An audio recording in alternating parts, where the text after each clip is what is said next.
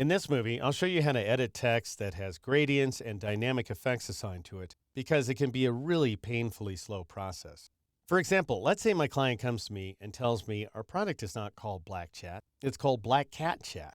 So I press the T key in order to get my type tool, click in front of the C in chat, and then I type CAT spacebar from the keyboard. And at first I just see a C, and then finally the AT spacebar comes up on screen. That delay is caused by the drop shadow. So the solution, especially because now I have to change the character formatting, the solution is to go ahead and turn that shadow off until my changes are finished.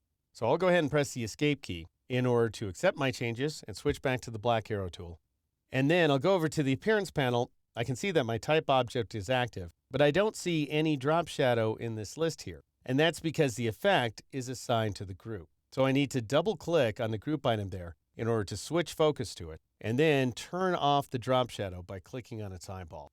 And now that one change is going to make things significantly faster. So I'll press the T key to switch back to the type tool, click inside my text at the bottom of the screen, press Control A or Command A on the Mac in order to select all that text. And then I'll press Control Alt or Command Option left arrow several times in a row, more than a dozen times in fact, in order to reduce that tracking value. And you can see the new tracking value inside the character panel here. It's this value right there, and it actually ought to be a little bigger than that. I want it to be 350 like so.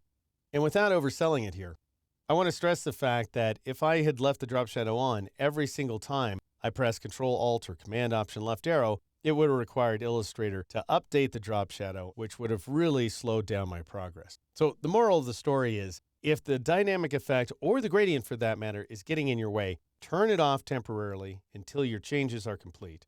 So go ahead and press the escape key in order to accept my modified text. Then I'll return to the appearance panel, double click on the word group, and finally turn the drop shadow back on.